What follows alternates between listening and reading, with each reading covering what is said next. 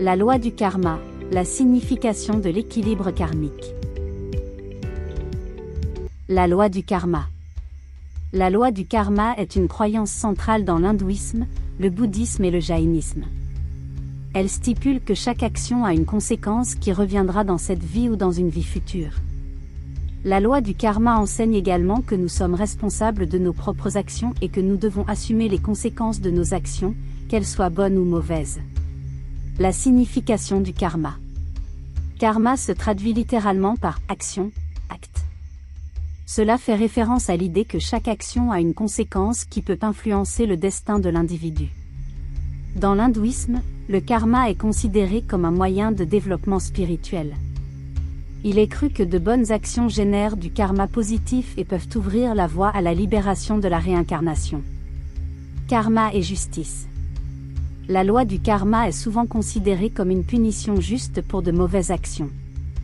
Il est supposé que l'effet d'une action correspond à la valeur de l'acte.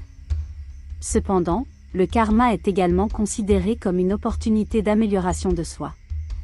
Il est cru que l'on peut améliorer son karma grâce à de bonnes actions et à des attitudes positives, et ainsi mener une vie meilleure. Karma et réincarnation. Dans l'hindouisme et le bouddhisme, le karma est également lié à l'idée de réincarnation. Il est cru que l'âme est réincarnée dans un nouveau corps après la mort. La loi du karma stipule que le type de réincarnation dépend des actions accomplies pendant la vie.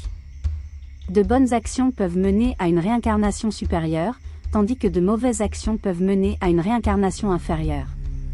Karma et liberté. Bien que la loi du karma stipule que chaque action a une conséquence, cela ne signifie pas que l'individu n'a pas de choix.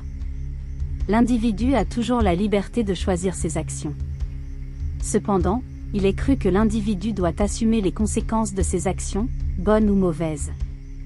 La loi du karma nous enseigne que nous sommes responsables de nos actions et que nous avons le pouvoir d'influencer notre destin. Karma et compassion. La loi du karma nous enseigne également à avoir de la compassion pour les autres. Il est cru que de bonnes actions génèrent non seulement du karma positif, mais peuvent également aider les autres. Par la compassion et les attitudes positives, nous pouvons non seulement améliorer notre propre karma, mais aussi contribuer à promouvoir le bien-être des autres.